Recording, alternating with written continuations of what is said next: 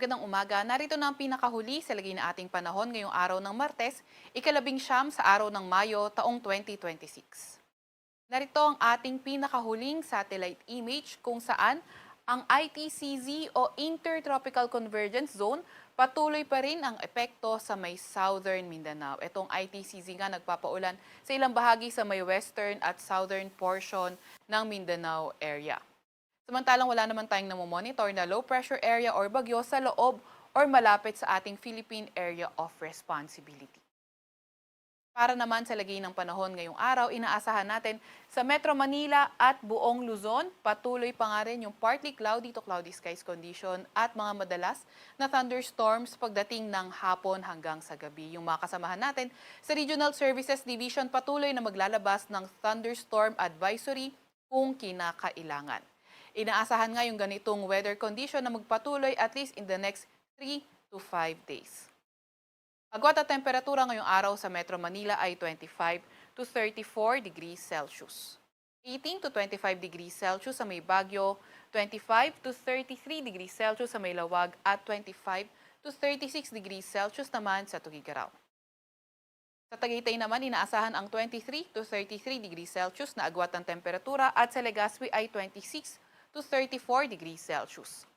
Sa may Puerto Princesa naman ay inaasahan ang 26 to 34 degrees Celsius na agwat ng temperatura at 27 to 33 degrees Celsius naman sa may Calayan Islands. Para naman sa lagay ng panahon sa Visayas at Mindanao, inaasahan nga natin yung ITCZ o Intertropical Convergence Zone. Ito yung salubungan ng hangin galing Northern at Southern Hemisphere.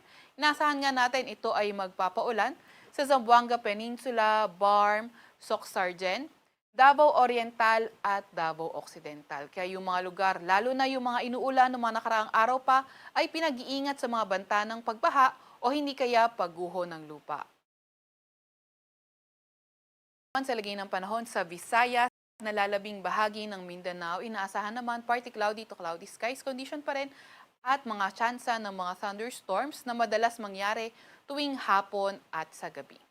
Inaasahan nga by Wednesday until Friday, mas mabuti na nga yung condition ang weather condition ng Mindanao at ng Visayas at least Wednesday to Friday. So may mga tsansa pa rin ng mga thunderstorms pagdating ng hapon at gabi, pero partly cloudy to cloudy skies condition ang ating inaasahan. Pero pagdating naman ng Sabado, posibleng manumbalik yung epekto ng ITCZ sa Mindanao at posibleng malaking bahagi ng Mindanao yung ulanin pagdating nga ng Sabado. Agwat ng temperatura ngayong araw sa may Tacloban at Cebu ay 27 to 33 degrees Celsius. Agwat naman ng temperatura sa Iloilo ay 26 to 33 degrees Celsius. 25 to 32 degrees Celsius sa may Zamboanga, 26 to 32 degrees Celsius sa may Cagayan, at 24 to 32 degrees Celsius naman sa may Davao. Update sa heat index ngayong kahapon, tinalanga ang 41 to 43 degrees Celsius na heat index sa may Metro Manila. Ang pinakamataas na itala kahapon ay sa may Sangli Point sa may Cavite na umabot ng 45 degrees Celsius. Ang kasunod naman niyan ay 44 degrees Celsius na heat index sa may Birac, Catanduanes, Masbate City, Rojas City sa may Capiz, Dumangas, Iloilo at Catarman sa may Northern Samar. Ngayong araw naman tinataya ang 40 to 43 degrees Celsius na heat index sa Metro Manila.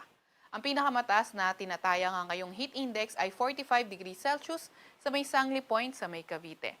Followed by 44 degrees Celsius sa may San Jose Occidental, Mindoro, sa may Rojas City, sa may Capiz at Dipolog, Zamboanga del Norte. Para naman sa lagay na ating karagatan, wala pa rin tayong gale warning sa kahit anong dagat baybayin ng ating bansa. Sa Kalakhang, Maynila, ang araw ay sisikat ng 5:28 ng umaga at lulubog ng 6:18 ng gabi. Huwag magpapahuli sa update ng Pag-asa. I-follow at i-like aming X at Facebook account, DOST-Pag-asa. Mag-subscribe sa aming YouTube channel, DOST-Pag-asa Weather Report. At para sa mas detalyadong impormasyon, bisitahin ang aming website, pag-asa.dost.gov.ph at panahon.gov.ph. At iyan nga munang pinakahuli sa lagay na ating panahon. Mula sa Weather Forecasting Center ng Pag-asa, Veronica C. Torres, nag-uulat.